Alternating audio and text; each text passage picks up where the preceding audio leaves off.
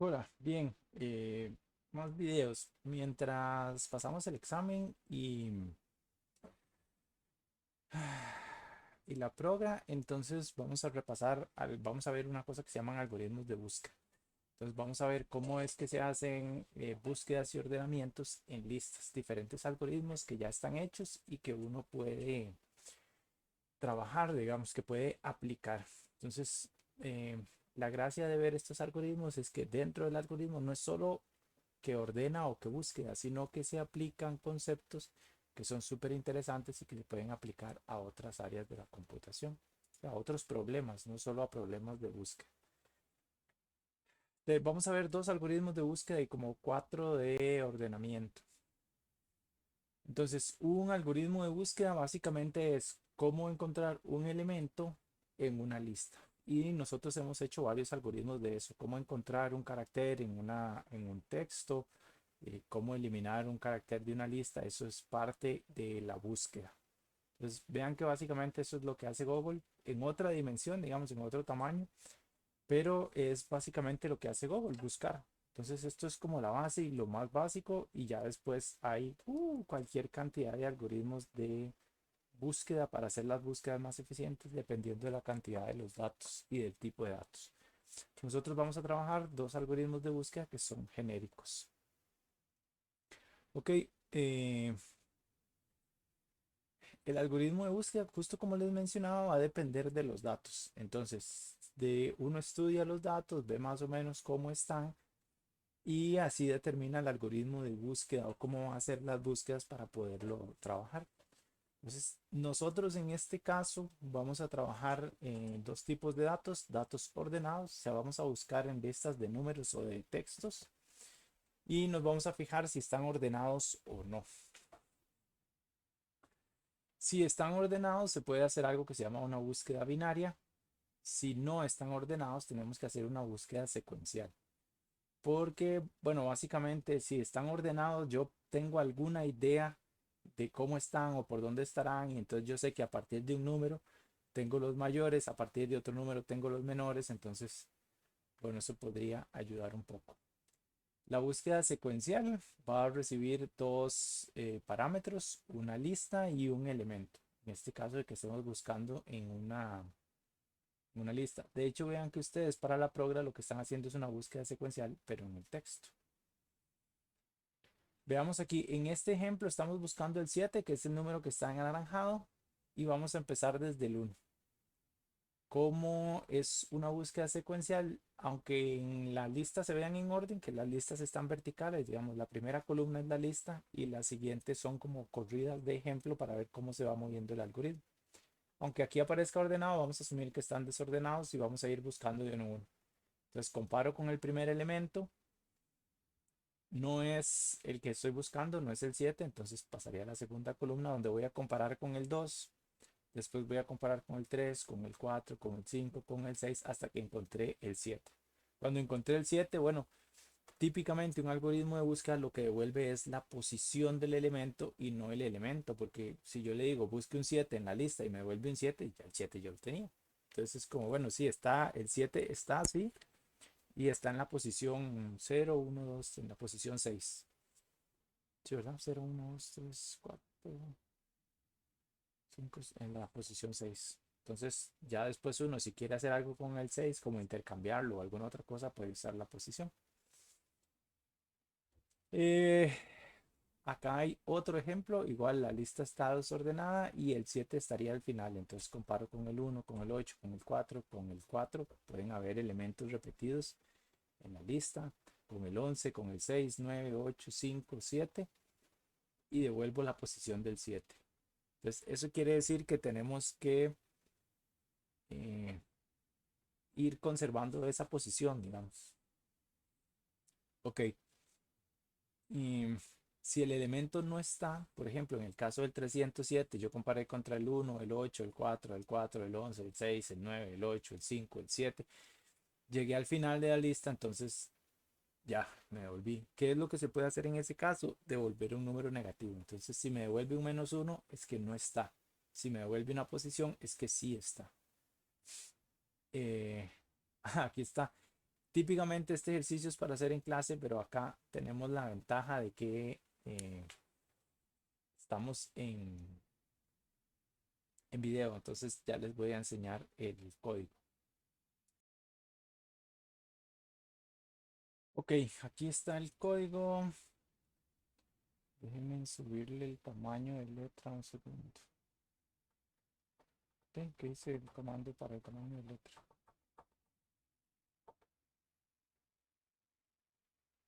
Aquí está. Es una búsqueda secuencial, recibe dos parámetros. A esos parámetros les puse nombres significativos, lista y elemento. Esta es la documentación interna que siempre tiene que estar presente, que es determina si el elemento está en la lista y retorna su posición. Entonces, esta E quiere decir cuáles son las entradas. Las entradas es una lista y un elemento de cualquier tipo. La salida es un valor numérico entero positivo si el elemento se encuentra y si no, un -1. El parámetro de nombre lista, ya que se puede llamar de cualquier otra forma, entonces por eso lo pongo así. Debe obligatoriamente ser una lista. Hago la validación de que el parámetro lista es una lista, efectivamente, que el valor que trae dentro es una lista. Y si no, paso a la búsqueda secuencial auxiliar. Aquí hay un pequeño truco y es agregar un parámetro extra. Este parámetro va a ser la posición. Entonces, cuando yo defino búsqueda secuencial auxiliar, pongo un parámetro extra.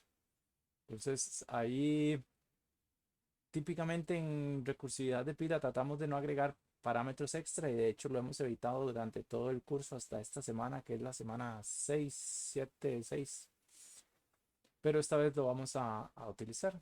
Entonces, ok, ¿qué es lo que va a hacer? Que en esa posición, como yo voy a ir eliminando la cabeza y dejando la cola, voy a ir sumando la posición para mantener siempre una idea de dónde está.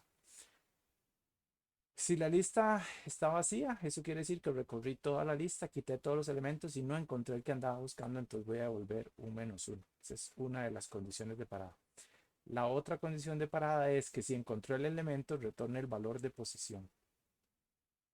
Y si no, llamada recursiva, el elemento nunca va a cambiar. La lista sí, hay que recortarla y le voy a quitar el primer elemento a la lista. Entonces por eso hablamos de recorrer la lista, porque voy a revisar todos los elementos de la lista. ¿Cómo? Reviso el primero, que sería lista en posición 0, lo elimino y sigo trabajando con todos los demás, que es lista en la posición 1 en adelante. Y entonces sí voy a cambiar la posición, voy a aumentar la posición. Entonces de entrada, si el primer elemento es el que yo ando buscando, retornaría un 0, porque aquí arriba le pasé un 0 a posición. Recuerden que esto es una invocación, esta línea de búsqueda secuencial auxiliar con ese return es una invocación. Entonces, el valor que está dentro del parámetro elemento se mete en el, de hecho, este de aquí se llama elemento. Es un error que acabamos de ver, elemento. Entonces, el valor que está dentro del parámetro elemento se va a meter en el parámetro element de manera posicional. Entonces, el primero con el primero, el segundo con el primero y el tercero con el tercero. El valor que está aquí en la lista se va a meter dentro del parámetro lista. Se llaman igual, es una casualidad, pero en realidad lo que está pasando es el valor del área de memoria, no está pasando el nombre. Por eso aquí este 0, estoy pasando el valor 0 y se está metiendo en este parámetro posición. Ok, entonces así lo voy probando. Vamos a probarlo, a ver aquí qué tal. Eh, Resultado es igual a búsqueda secuencial. Recordamos que siempre hacemos la llamada sobre la función principal, nunca sobre la auxiliar. O sea, la función auxiliar es como decir una función privada o fantasma. Solo la va a ver la función principal, pero las personas que usan el programa y que están programando solo van a trabajar con la función principal. Entonces, la búsqueda principal, dijimos que el elemento que estamos buscando es el 7 y la lista sería 1, 2, 3, 4, 5, 6, 7, 8, 9. Esos son los elementos. Por una cuestión de estética voy a... Ahí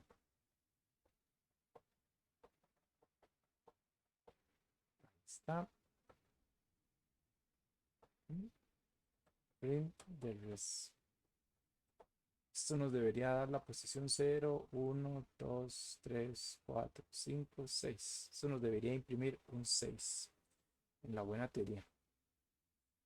Déjenme ver dónde estoy aquí. PWD, vamos a puesto. Voy a abrir una terminal. Python 3. Búsqueda secuencial. Es el nombre del archivo sin tilde. Vamos a aumentar la letra aquí. Puse el símbolo que no era en acá.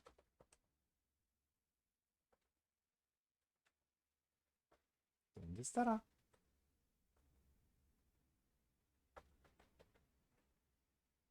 Vamos a ver.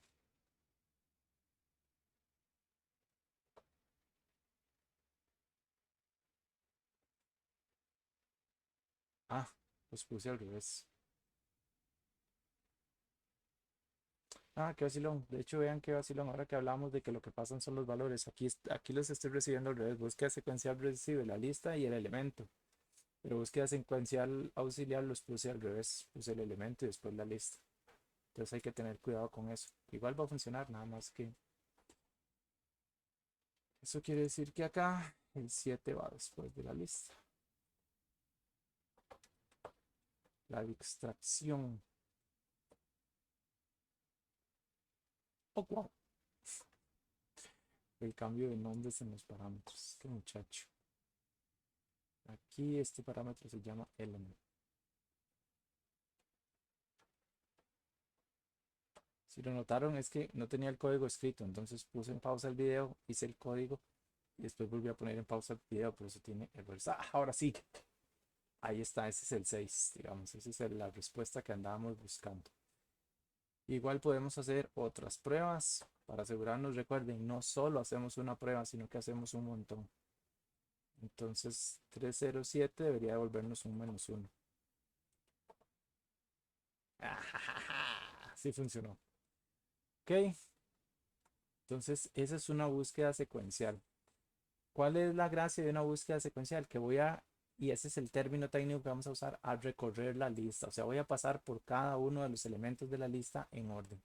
¿Por qué hago esto y no hago una búsqueda más inteligente? Porque yo no sé el orden en el que están los números. Los únicos datos que yo tengo sobre los datos es que son un montón de números que están en una lista.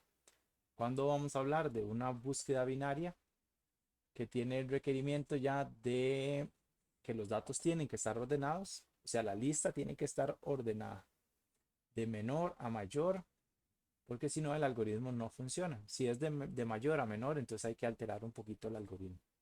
Este algoritmo lo vamos a ver y sí, eh, por ahí vemos un poco más del cual. Perdón. Okay. La búsqueda binaria es como vacilón. El término técnico que se usa es que lo que hace la búsqueda binaria es reducir el espacio de búsqueda. Entonces va a buscar de la lista, busca la posición central, porque eso sí es un dato que yo sé. Yo sé que empieza en 0 y que termina en el largo de la lista. Sumo y divido entre 2 y eso me da la mitad. Busco en la mitad y yo estoy buscando, digamos, el elemento 7. Y digo, bueno, ¿el 7 es mayor que el elemento que está en la mitad? ¿Sí o no?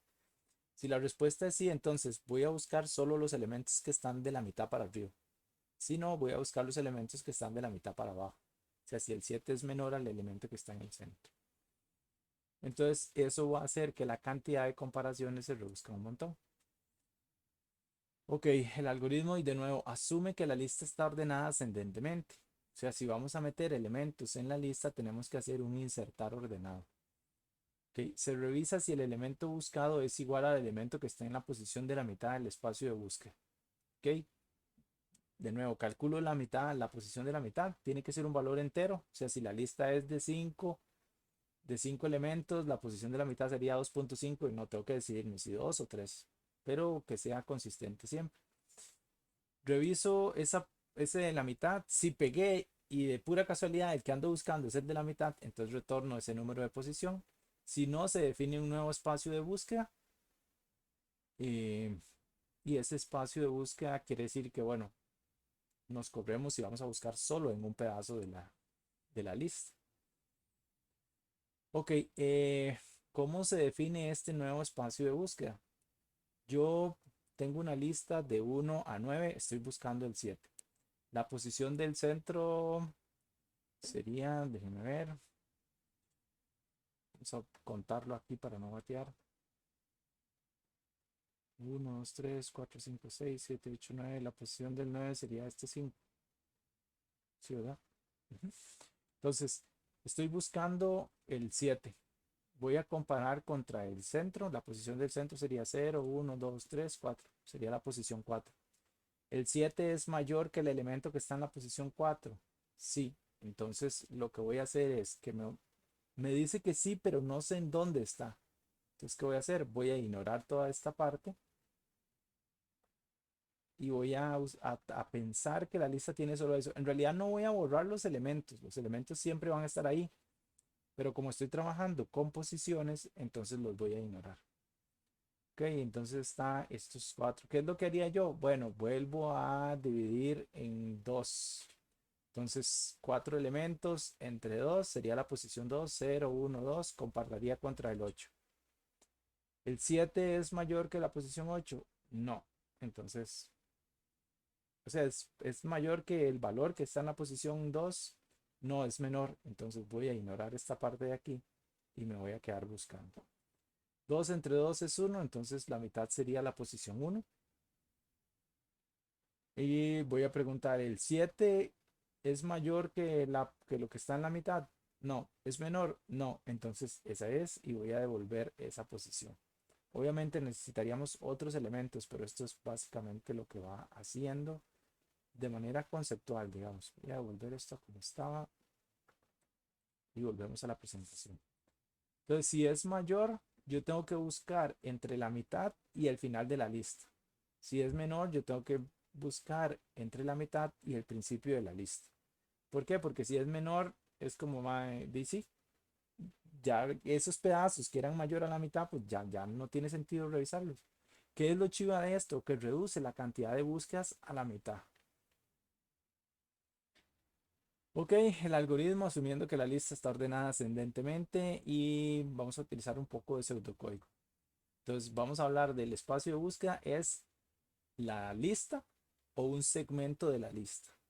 El elemento es el valor que estamos buscando. El inicio es un índice, o sea, un número que indica la posición en la lista.